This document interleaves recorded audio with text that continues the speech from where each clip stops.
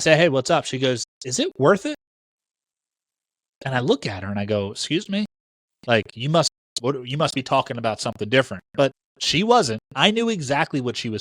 She said, all the work you do with LifePulse, all the work you do with she's 8, by the way, with Take Part, like the way you and mom are arguing, like, is it worth it? And I sat there and I thought, and I said, holy smokes, this is like one of those parenting opportunities that, like, don't mess this one up.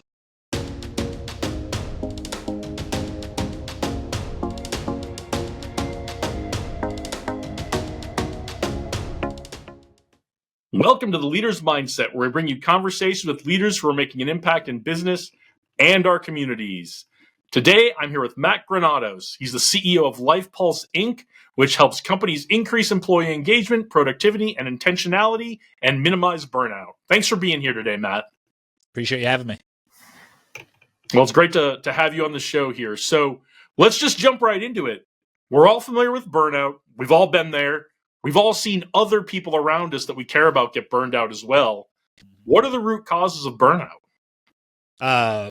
Lack of personal responsibility, right? So we'll start off bothering people right away. I will tell you that our style, we call it truth-based transformation. Truth leads to tension, tension leads to transformation. So when it comes to burnout, it is not something we should be focusing on how do we correct it. It should be something we need to be focusing on how do we avoid it. And the only person who can allow you to be burnt out is yourself. And it usually comes as a root cause of lack of intentionality and lack of structure. Is when you're kind of just going through life, you burn out. It's kind of like if you're kind of just going through a race with no finish line, eventually you're going to burn out. You need to have parameters and you need to have lanes that you're staying in with a desired outcome of where you're going so you know when you can actually stop. So, lack of intention, lack of structure, and lack of understanding of where the final destination is.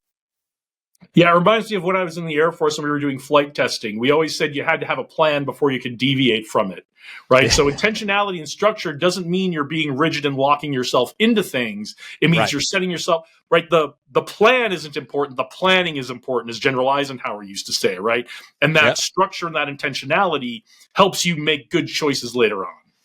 Absolutely. It's a great point. And we don't value the planning enough, like you're saying, when that's where the value is. Yeah, if you have done good planning, whatever circumstances arise, you can throw out that plan because now you can still act with intentionality and structure because you did the planning. Bingo. Yep, absolutely. All right. Well, I know you are not a fan of the term work-life balance. What should we be focusing on instead?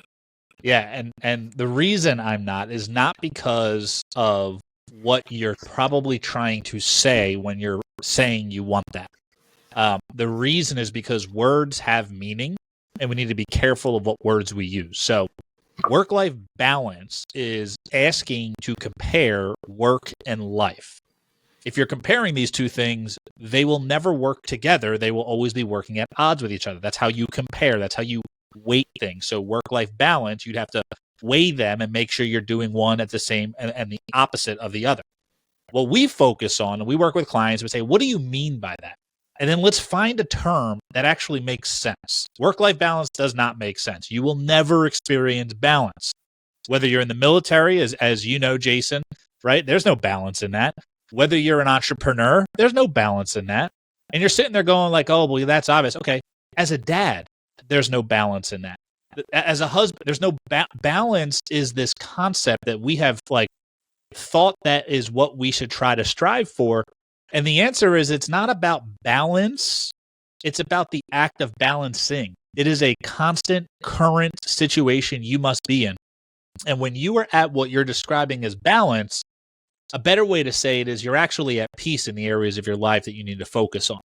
So we have a little daughter, Natalie, she's 8 years old, has a very rare medical condition, right? Genetic mutation, 17th in the world to ever have it, youngest by far. Our life is never balanced in the way that people ask for it. But we're able to find peace even in the chaos.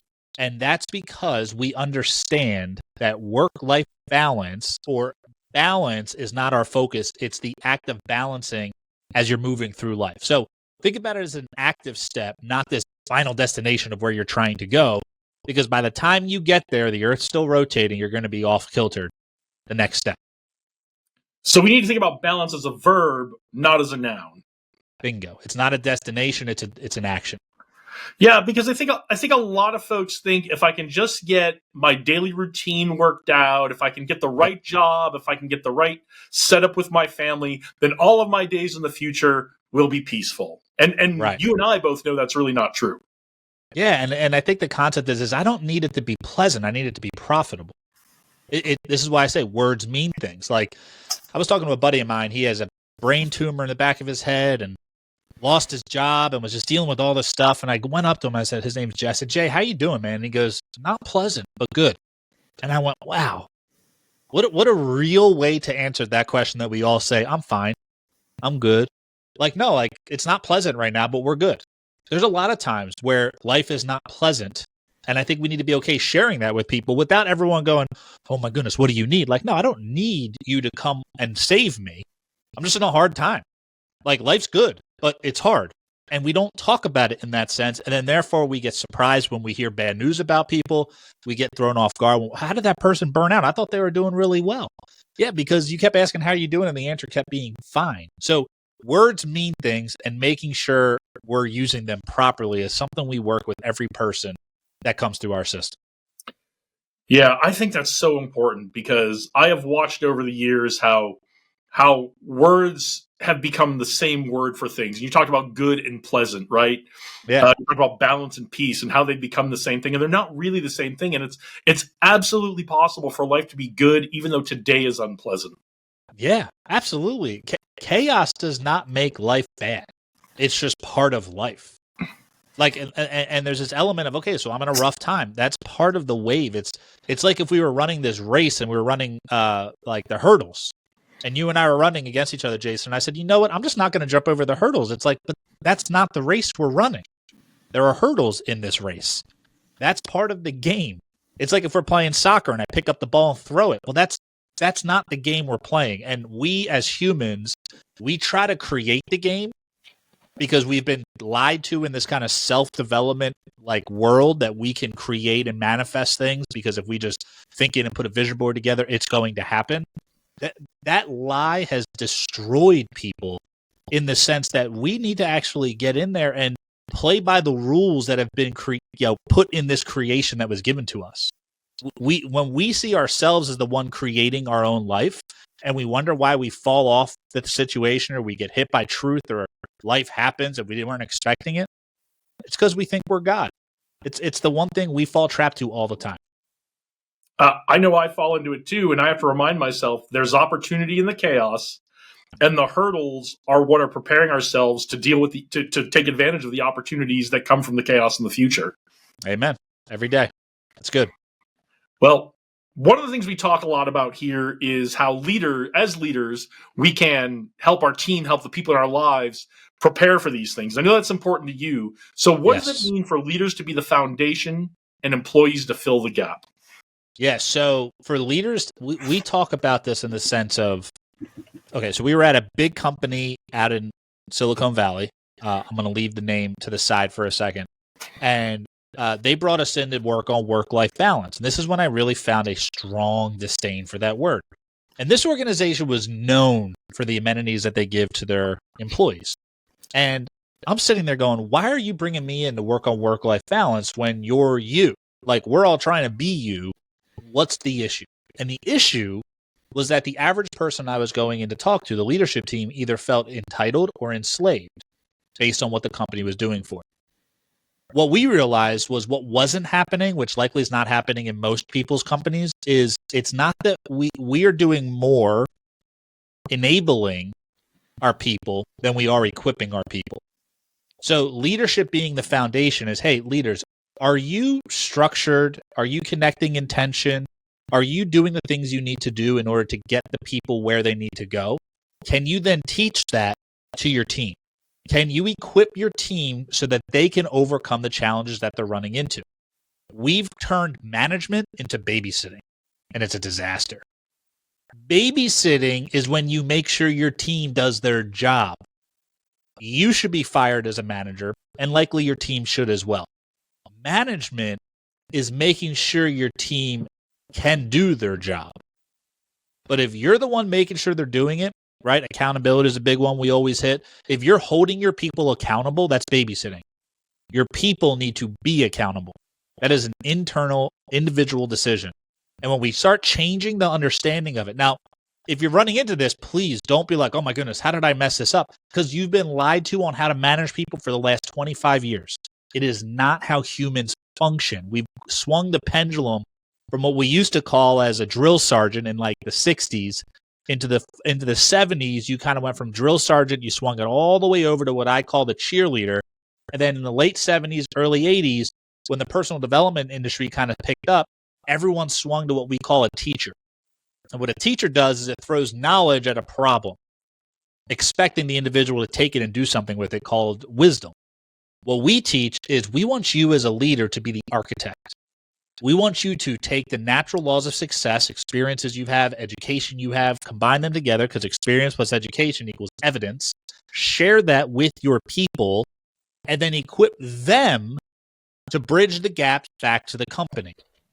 And that's where most companies fall short. Most leaders fall short is they try to bridge the gap to their whole team. You can't do that. You be the strong foundation, equip your team so that they can bridge the gap back to you. And now all of a sudden, all you need to focus on is doing your job, not dealing with all the personnel issues, the lack of showing up, the person that you interview never comes in. I mean, they physically do, but the quality of the person never showed up. Those are the things we try to avoid when we're working with people, and that's the key. You're the foundation. They bridge the gap back to you, and you make it very clear that is the expectation of how we work as a team. Can you give us an example? Because I think there's probably a lot of well-intentioned leaders out there who are right now they're enabling their team. They're not equipping their team. Can you give us an example of something that's well-intentioned but is enabling and not equipping? And then what would be the equipping that would solve that problem? Yeah, so the latest one I work on these all the time with clients. Well-intentioned would be, hey, I'm going to go in and just fix it myself.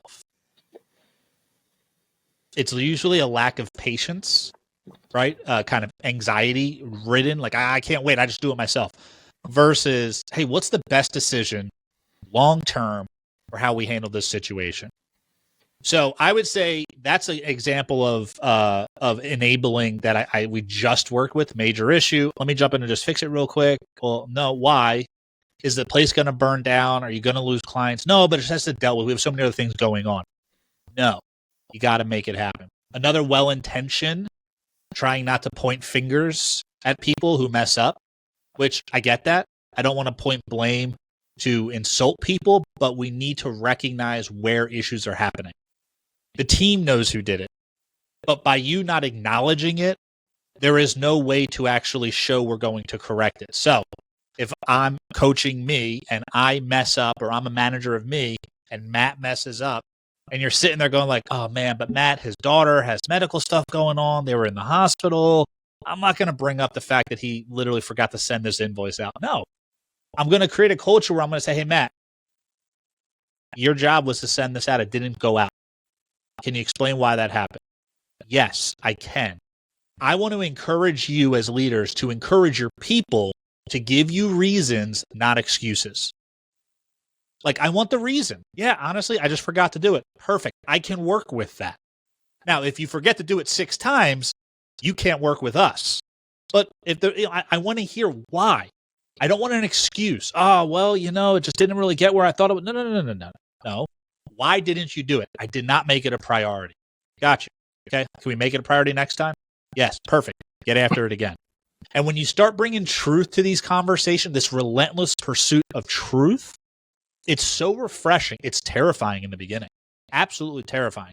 And your people will try to push back on it. But the beautiful thing about truth is that is the only place you'll experience love. You can't have love without truth. They exist together. So the more we're trying to not address the major issues and we think that's loving them, that's enabling them. The more we're willing to have the hard conversations. Hey, heads up, man, this is not working. How do we help make this happen? Hey, that way you just talk to that person is not actually how we want to be represented as a company. Man, why do you pick apart all the little things? Because if I help you address the little things, it's going to avoid you from doing a big thing that we can't repair.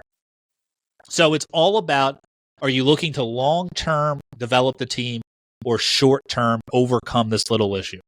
My goal is always long-term development. And because of that, I will take stabs at it on a regular basis so we avoid major mistakes that cannot be recovered from. Yeah, I think it's so important to accept, yes, truth is really important when no matter what your team is, no matter what your objectives are, whether you're in business, whether you're your family, whatever, truth is so important. And I also think it's really important to make sure that when we talk about speaking the truth to people, sharing the truth with people, that it's really important to not be arbitrary in our decisions, to not have knee-jerk reactions when we ask someone what happened and the answer is I just didn't make it a priority, to not we're going to have our emotional reaction to that. Yes. And that's okay. But we don't necessarily want that emotional reaction to guide what we do next, right? Bingo. Yeah. And because again, emotions, they're real, they're just not always reality. So like they're like put them in the passenger seat, if that makes sense. Like yeah, don't ignore them, but don't let them guide you. They'll take you off the cliff every time. They're uncontrollable. They are not logical. That's why they're called emotions. They come, they go, they come out of nowhere. So if you are, oh, I'm just an emotional leader.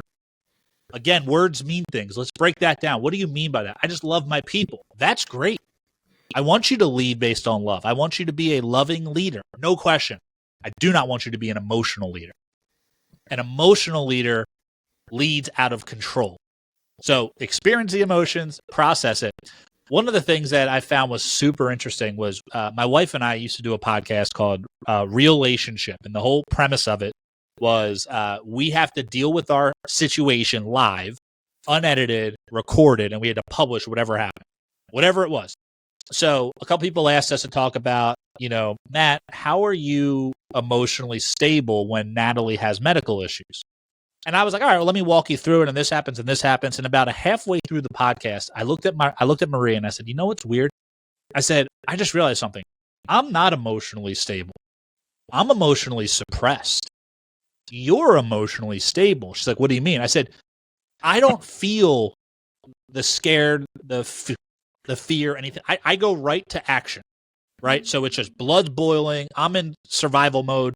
I'm not thinking. I don't care about anyone else. I'm in bulldozer. If you're in my way, I'll apologize later. It's a terrible position to be in. There has been times where it has saved my daughter's life.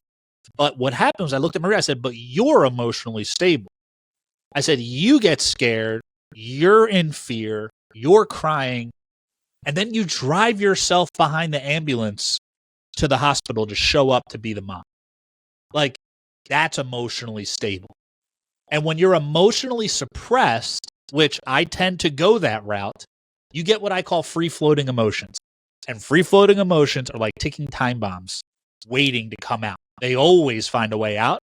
It's just you never know when they're coming. So one of the things where if you're sitting there going, man, but how do I get rid of some of these feelings? You have to intentionally go through and process them. We do this thing, I do it on Fridays, where I call it responsive reaction, right? Where we actually go through and we process the entire week.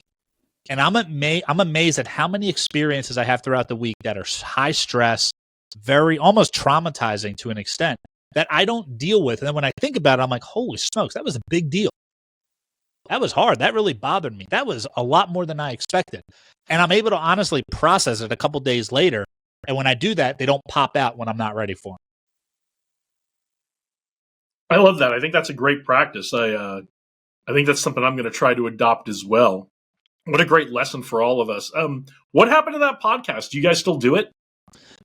We love doing it. Both of us love. We both like talking. We both like arguing, right? And we both love each other. So it kind of goes really well with each other.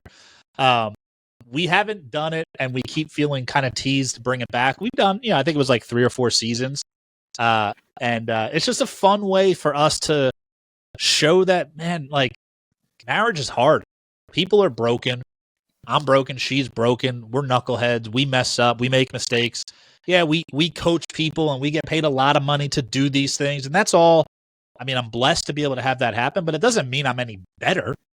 Like, the only reason we have a business, like the whole business started because she said, Matt, I knew marrying you was going to be hard. I didn't realize it was going to be this hard. Like, you're insane. Like, that's how the whole thing started. So I was like, well, here's the little system I use. And I showed her these 9 questions I used to prep my week. And then she's like, that's crazy. Can I try it? I said, yeah, sure. So we started doing it together. And I went, holy smokes, I don't know anything about how I could best serve you as your husband. Like, I thought I was doing what you needed, but I didn't even really even know what you wanted. Like, I never took the time to ask my wife, where is it what do you want from me? Once now when I know it, I can do it. And that's how the whole thing started. One thing led to another. We started giving it to our assistant, and then we gave it to our warehouse people, our salespeople. And I realized that our people don't have problems. Our people have personal problems. And that's why our company was experiencing people problems. So we started taking this whole thing going, how do we help equip our people to deal with their problems? And that's where the whole concept of bridging the gap started. I love it. Is that still available somewhere? Because I think that would be such a great thing for us all to get a hold of. And I don't know if it's audio only or it's a video or to watch it, but we're bombarded with so many of these images, whether it's TV, social media, wherever it is, that every minute of our life should be perfect all the time. And I think this would be so refreshing to listen or to see this. Yeah, what we'll do is we'll put up give me two. What are the initials of the podcast? Like the formal initials of your podcast? TLM. Got you. So we'll do lifepulseinc.com/TLM. And we'll put the resources we just talked about on there. And then we'll also put a link to the podcast, Relationship. I think if you go on, I mean, we still pay for it to be up there. If you go on Apple, you should be able to access it. All the different seasons. And the one that I talked about, I think, is called Emotionally Suppressed. Another great one to listen to that people is like our highest ranked one is called Sexy Communication. And we just basically talk about how much more of a couple we are when we are planning our weeks and communicating through our weeks effectively. Like, we like each other a lot more, regardless of how hard our weeks are.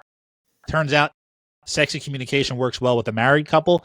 The title doesn't work so well in the professional world, but the concepts do. Meaning, I like my team when we are in good communication way more than when we're flying by the seat of our pants. I love that. So we'll get all those links from you, and when we put the episode up, we'll put all that in the episode description of the notes, so nobody has to go look for that. But I'm looking forward to hearing both of those episodes and the rest of the show.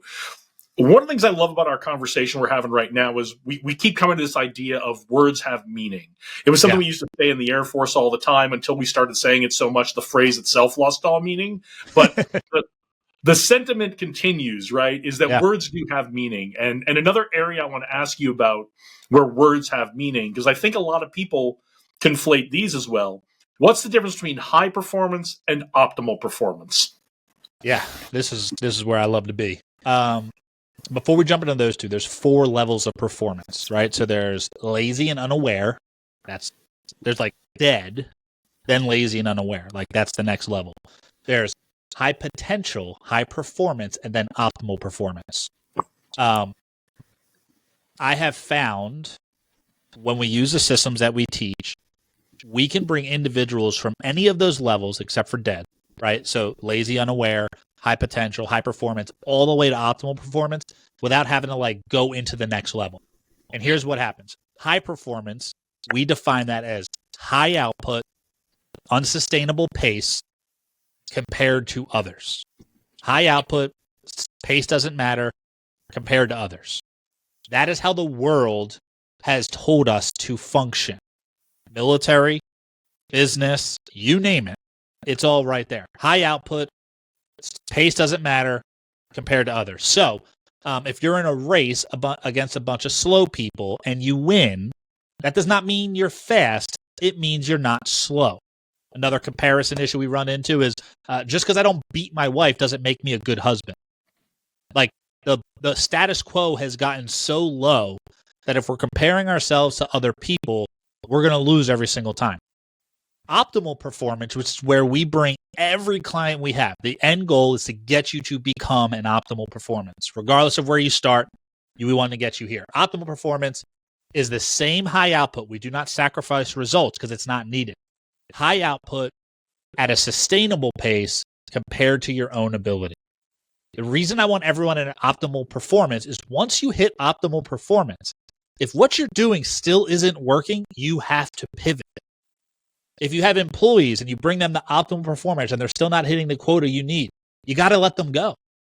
It's not ever going to work. I don't care how nice they are, how good they are. It is mean of you. It is not kind of you. It's not being nice of you to keep someone in a position that they will never succeed. So that's why we focus on optimal performance in all the things we do. High output at a sustainable pace compared to others. I was just on a coaching call right before this with a client, and we talk about this all the time, is what he is doing is right. How he is doing it is wrong. And I'll explain where this lesson came from. My wife and I, we have a foundation called Take Part Foundation. We help rare pediatrics raise money for it, families, research, all that stuff.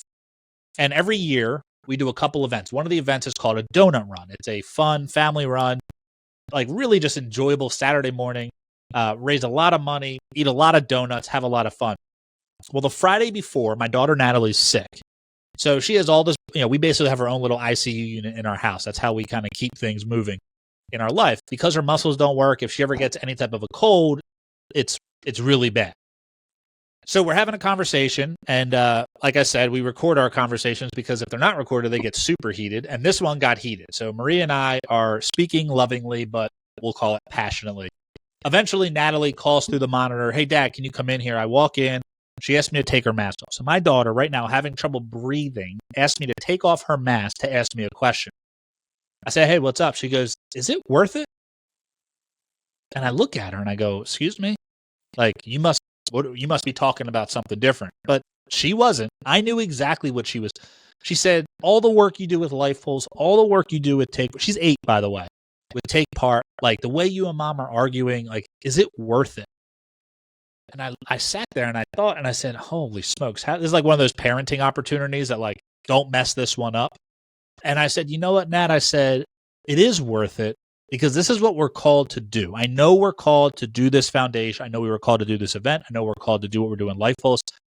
I said, "But how we're doing it is very, very wrong." I said, "And that's what you're seeing. You're seeing Mom and Dad doing what we're supposed to do, but you're seeing us do it the wrong way." And she was like already annoyed that I was still talking. It like she didn't like this was not for her to get clarity. This is like a message for me to get clarity of it's not what you're doing, it's how you're doing it that's usually wrong. It's like it's not what you say, it's how you say it, but it's also not what you're doing in life, it's how you do it. Man, I know I was supposed to be in this role, but for some reason it's just not working. Well, check the approach. Check the approach. Is the approach accurate? Understand that and then go from there. So that's the main concept of it, of it's not just what you do, it's how you do. It's not about high performance, it's about optimal performance and checking yourself on a regular basis, humbly ready to be seeking truth at all costs, even if it makes you uncomfortable, even if it makes you question things you thought were true in the past. Are you willing to be enlightened, or are you so thick-headed that you'll never learn a lesson? Wow. Yeah, that's a powerful story. I can tell you we're big believers here in how we do things is just as important, if not more important, than the outcomes we get. And I think it's so important to ask those kinds of questions you just asked us, right? Are we willing to be enlightened? Are we too hard-headed? Because we're firm believers here. How we do things is just as important, if not more important, than the outcomes we get. Now, the good news is you talked about doing the right thing, but not doing it the right way. You help people do it the right way. Yes. So tell us about the LP methodology and what the components are. Yeah, so what we tell people is we don't teach you what to do. We tell you how to do what you want to do. We're a very unique way of coaching and consulting in the fact that we don't give you the metrics that we're going to track. You give us the metrics, and we're going to see how it works. It's a very challenging way to do what we do, but it's just what we were called to do. It's our style of doing it. With that being said, the LP methodology leans on this concept of perpetual development. Perpetual development comes from combining intention and structure. So back to the original question you asked, how do you avoid burnout? You start with perpetual development as just the method of operations in your life. Perpetual development works like this. You have intention, you have structure. Intention we define as the purpose behind any goal. Structure is a defined, repeatable process towards achievement, right? So you got to understand the definitions because words have meanings. So we need to make sure we explain them. The goal is to create a method of operation where your intention leads to the structure, but then your structure re-engages your intention. So you have this circle, almost like a flywheel of intention to structure, structure back to intention, intention to structure, structure back to intention.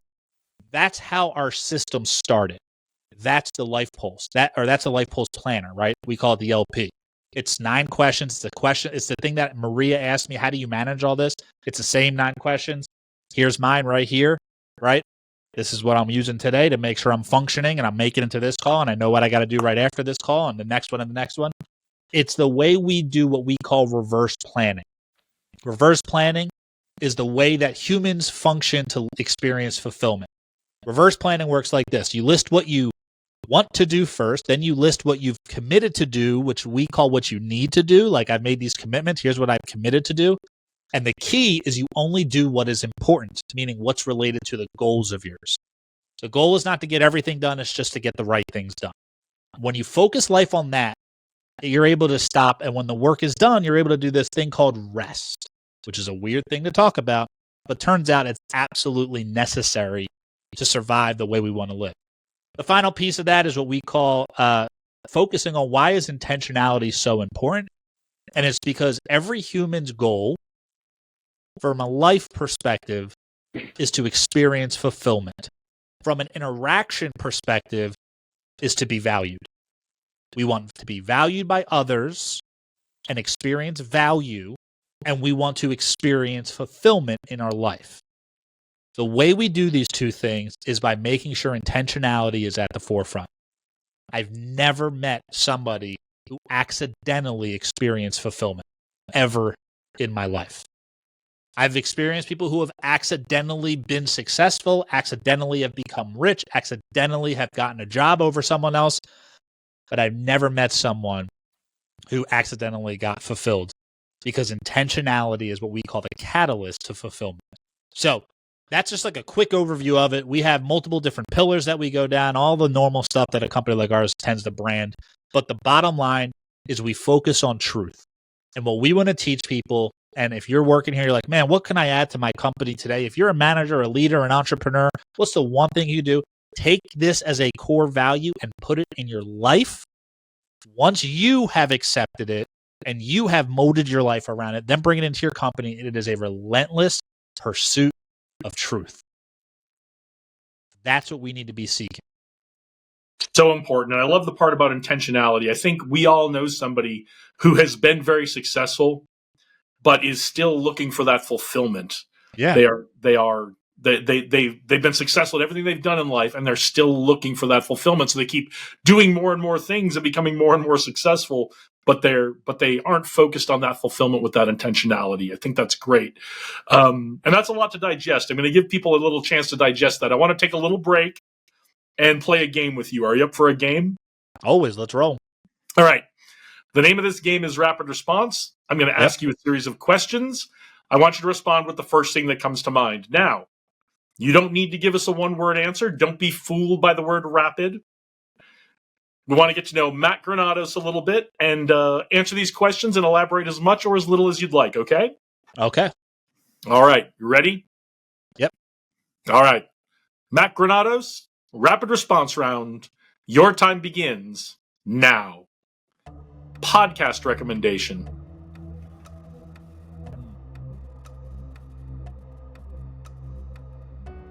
I think that as a podcast that I listen to regularly goes back to my church's sermons on a Sunday. The fact that we have access to that is what I would push strongly. But I would say when choosing podcasts, make sure you're understanding why you're listening to them. So there's certain podcasts, like I love listening to Joe Rogan's podcast because I love hearing him interview, and I love just the stimulating conversations that happen on that podcast. I can do without the language, but it's just the stimulating of that podcast. It is enjoyable for me. But then there's other times where I'm just looking to kind of get my head straight. There's a great podcast I was just on the other week. It's called What's Next, that I think is a really interesting concept. And it's a podcast that's primarily for professional athletes, but it could tie into some of the people kind of re-engaging back who might be listening to this from the military perspective. And it's basically what happens when the game's over. What's next? How do you find your identity in who you are, not what you do for work? So what's next would be the one that pops into my head outside of, hey, what are you listening to on a regular basis, on a weekly basis, to get your head right? And make sure when you're listening to podcasts that you're doing it in a way that is purposeful. I love that. As a veteran, I know how hard it is when we take that uniform off to find the what's next. And there are days I'm still trying to figure that out for myself. So I'm certainly going to check that out. And that's why I ask these questions. That's why we play this game, is I'm mainly looking for new stuff to get a hold of and to listen to and read and that kind of thing. What's a practice you'd like to see more people embrace?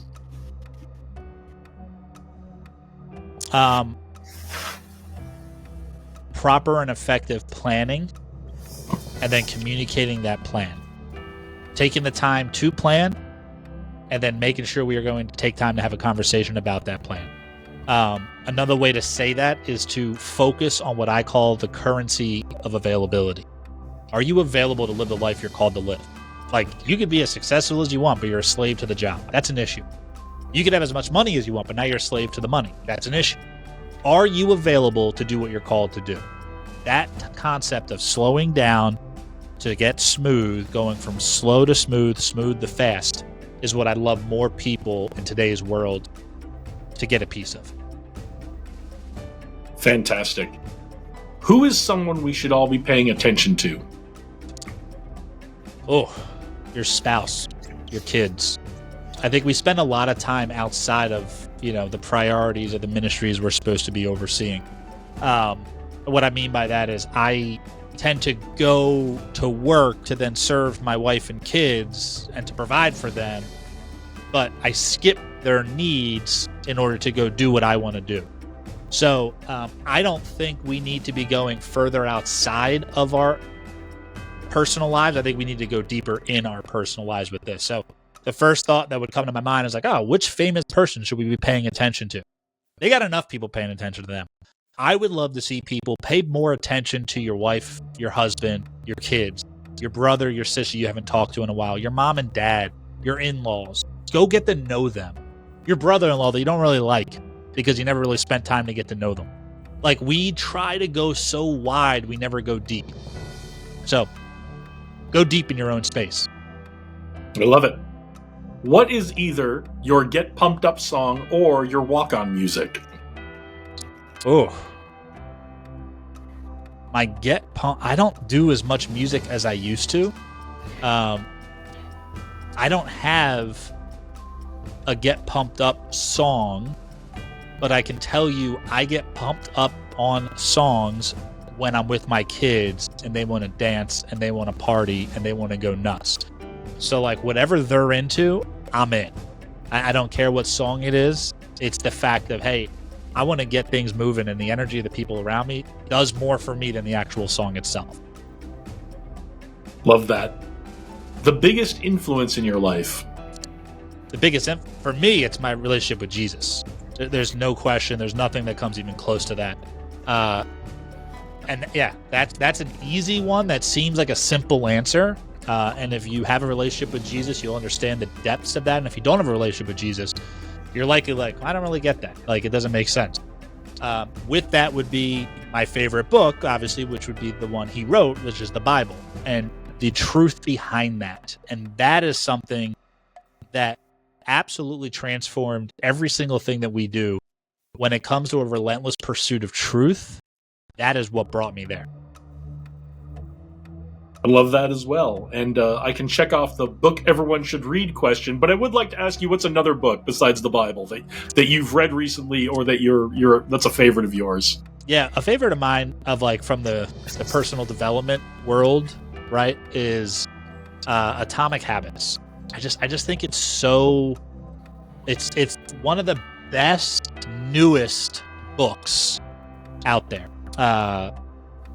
One of the books I'm reading right now is from 1988, and it's about change management in the corporate world. And it's funny because I'm just reminded so much of like these new age issues we're running into that have been solved decades ago. Like, we're trying to recreate a nice, sexy way to fix the problem. It's like, no, this worked back then. It's going to work right now. Like, try the stuff that is tried and true over time, not the newest, best branded, newest created concept. You don't need new created concepts. You need foundational truth that were created in the beginning that have lasted the test of time.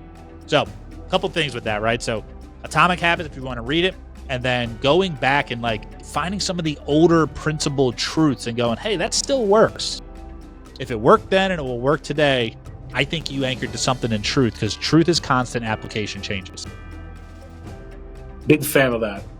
We just wrapped up Thanksgiving here in the States. What is your favorite Thanksgiving side dish? Ooh, mashed potatoes. That's an easy one. Simple. It makes everything go better. Easy to eat. You can eat more than you need to. Yeah. You rarely mess them up, right? Like, they don't come dry. The turkey comes dry. But mashed potatoes would be the go-to. Good one. What is your dream vacation spot? My dream vacation spot. If vacation would mean I'd go there and come back home, or like where I could just go and be, like my dream place to be. Those would be two different answers. So my dream vacation spot would be like a combination of Augusta National Golf Course and like Jackson Hole ski resort, in the sense that I could snowboard and, you know, get out and golf at the same time somehow, right? If we get to be a dream, I don't need it to be a real place. I can make it up. So it's got the snow on one side, it's got the summer on the other side, and then we could put a beach on the other side. That combination is where I would love to be. If I had to go somewhere on a vacation, it's going to be hot, it's going to be calm, it's going to be relaxed. Love it. I think a lot of people would agree with you on both of those counts. What is a trend you're excited about? Oh man, it's not a trend yet. It's a hope of a trend, right? With how much AI is coming into every area of our lives, which it always has, like it has been. It's not that new. Just our ability to manipulate it is now new. I am hopeful that the trend we're going to see is a desire of authenticity, because perfection is going to be so readily available in a way that it never was before, that when you see a hand-drawn picture and you can see a little bit of the issues, it's going to be different. When you have a conversation and the person is not speaking perfectly and you realize, oh, it's a human I'm talking to. Like, that's my desired hope of where a trend is going, if that makes sense. That's why I'm following that one, and how we use AI as a tool and not let it become an idol. If we can do that as humans, which unfortunately history shows we tend to mess that up pretty quick, I think we will be in an amazing spot.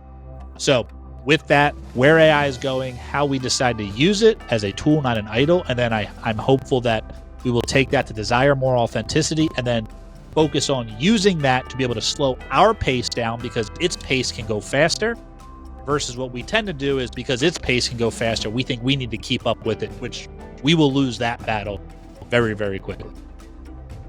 Well, I agree with you, and I share that hope with you. I'm very much hoping that humans become more appreciative of the imperfection and the humanity of things, and that this will all balance itself out. Might take some time, and maybe Terminator 1, 2, and maybe 3, but yeah, I think we'll get there. Humans tend to learn lessons the hard way, but we do tend to learn them. That is accurate. Last one. What is your favorite sports team or player? Philadelphia Eagles. They're from Philadelphia originally. Obviously, it's been a good last couple years. That would be my favorite sports team. Individual player, I'm a Jordan guy. Right? Like, I don't think there's ever going to be anybody that's going to overcome that position, in my opinion, in all of sports, of dominance and cultural impact and all the things that he did. Yeah, 100% right. The desire for excellence, the work ethic, it's not even once in a generation. It's once in history kind of talent, kind of work ethic. Well, thanks for playing our game. It's nice to get to know you a little bit outside of talking about the business stuff. And to get back to it, we here talk a lot about mindset. The name of the podcast is The Leader's Mindset. Yeah. You feel really strongly that mindset isn't enough. Why is that? And what else do we need to be considering as leaders besides our mindset? Yeah, mindset is is absolutely necessary, but it is not enough. And the reason why is because willpower fades over time. Like we as humans, we can put a good mindset on, but to keep a good mindset, regardless of what comes, I have yet to see people who could do that perfectly. Some could do it better than others, right? You got a David Goggins who's got mindset, of out of this world. That I haven't met a human who can even complement what he can do. But with that, still he fails at times. So mindset is necessary, but it's not enough. So what we do is we take mindset and we combine it with tools that we can lean on. So we take the mindset, we lean on systems and structures and rhythms so that it's not our will that's keeping the mindset, but it's the system that's causing us to re-engage the mindset.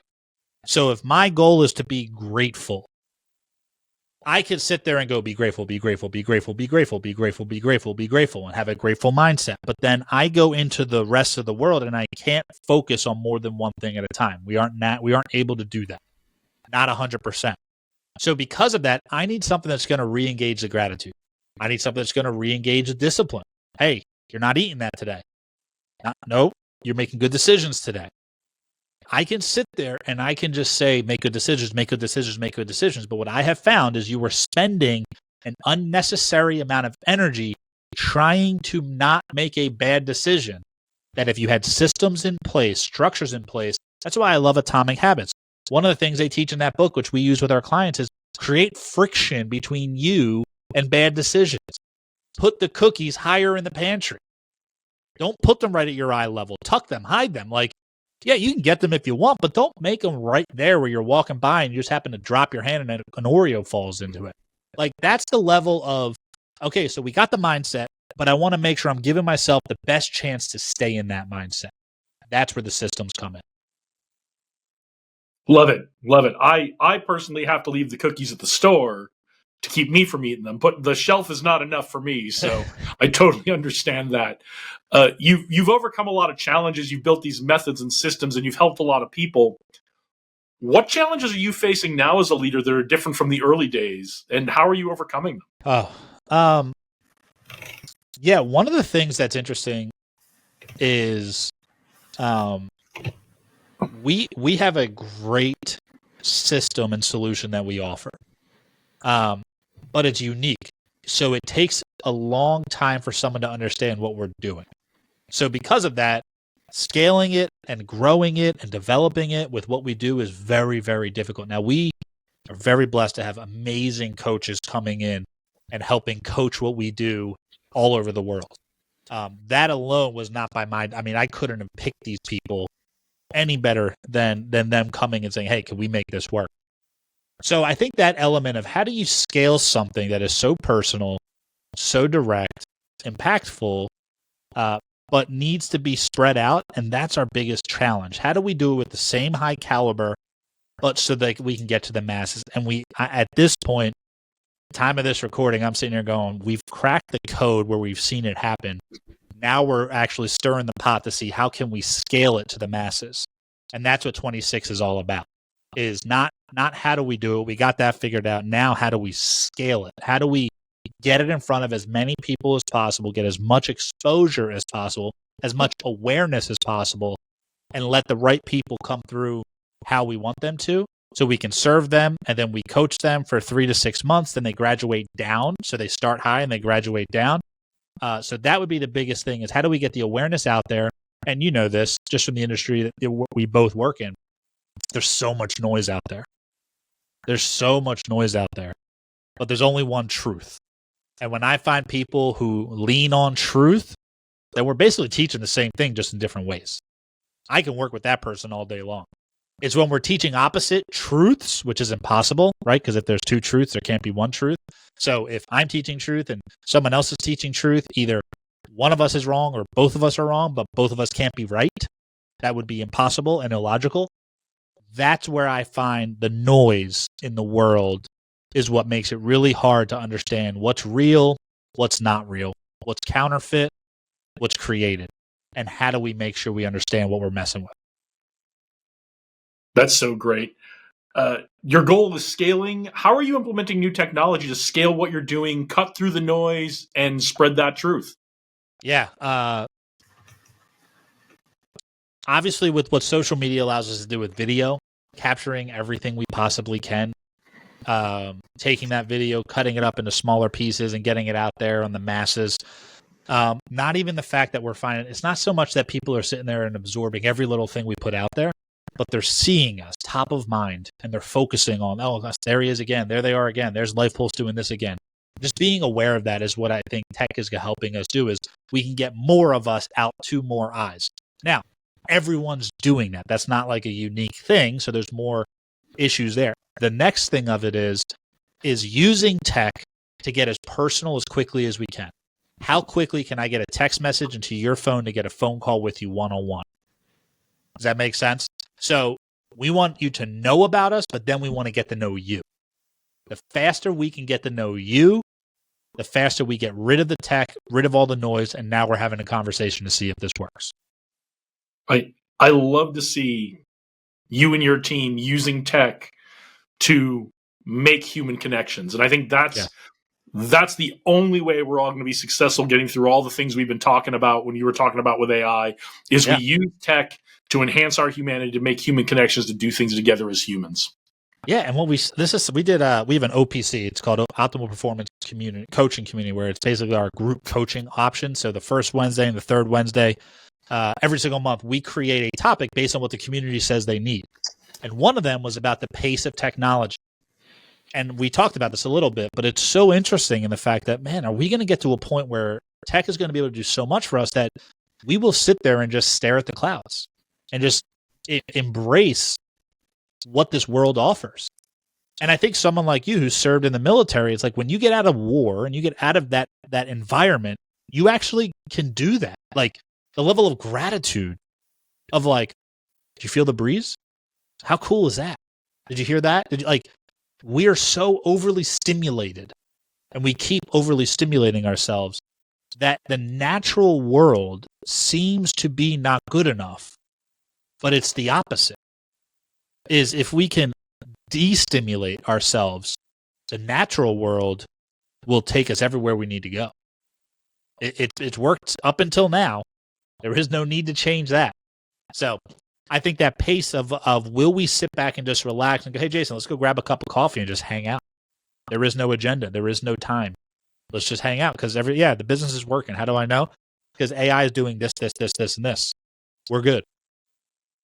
Yeah, that really clicks with me, because I remember when I first retired from the Air Force, for the first time in 25 years, I didn't have to, college and active duty and all that kind of stuff. I didn't have somewhere I had to be in the morning, every morning. And so I found that silence, just first thing in the morning, and not just the physical silence, but my brain being silent, was just so, like, I appreciated that so much, and I had never had that before. And whenever I can find those moments of silence, it really clicks with me. Yeah, absolutely. Absolutely. So what's coming up for you in the next few months? Yeah, so we do live events 2 a year that we always love to invite people to. It's for executives, entrepreneurs, and professional athletes. One's in January, one's in June. They're on our website. And then we're just focusing on filling these other coaches' spots, right? We have amazing coaches, world-renowned speakers, top speakers all over the world who haven't necessarily had a coaching platform because they didn't have a system behind it that our system lays right in. We have a lot of HR professionals and leaders who want to, like, hey, how do I build my team up? And we just give them our system. Like, take it and run with it. You don't need us to come in and coach. The system does it. We're not the special piece. The system is what's special. So that's what we're pushing all throughout 2026. Lots of one-on-one executive coaching, the group coaching, and then a lot of digital products are coming out. So we have a toolbox of over 100 different tools that we use with clients. So basically, Jason, if I'm working with you and, okay, here's what you got going on. Okay, and what are the KPIs you want to hit? Boom. You give me the metrics. You give me the issues. We give you the toolbox.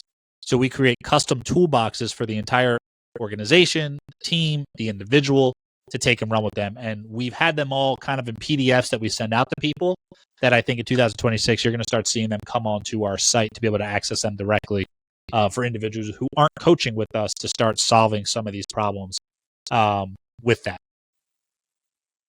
Well, this has been so fantastic, Matt. I want to thank you for joining us today.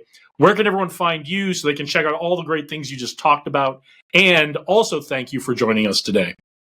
Yeah, so you can find us on our website, LifePulseInc.com. You can find us on all major Instagram, X, YouTube, Facebook. LifePulse Inc. is our handle. And then most importantly, the website that we're going to do for this page here. So www.lifepulseinc.com / and the acronym that you had, the 3 letters were, what was it? Sorry for that. I think we did TLM for the leader's mindset, but when we get that settled, we'll make sure we have that in the show notes. So listen to the podcast, but check the show notes, check the episode description, make sure we've got it right. Yeah, we'll do TLM. I'm making a note of that right now as we're talking. So all right. We'll get that taken care of, and you guys can check it out. There'll be resources on there as well. Awesome. Well, thank you again for joining us today, Matt. I want to thank all of you for watching and listening. If you found this conversation valuable, go ahead and share it. Leave a comment. Don't forget to subscribe. And if you're on a podcast platform where you can leave a review, it would mean the world to us if you would give us a 5-star review. That'll help build our audience, get us out there in front of more people, and we can get these conversations with great folks like Matt out to an even bigger audience. So we have a lot more coming your way, lots more interviews. Go out there, do great things today. Onward and upward.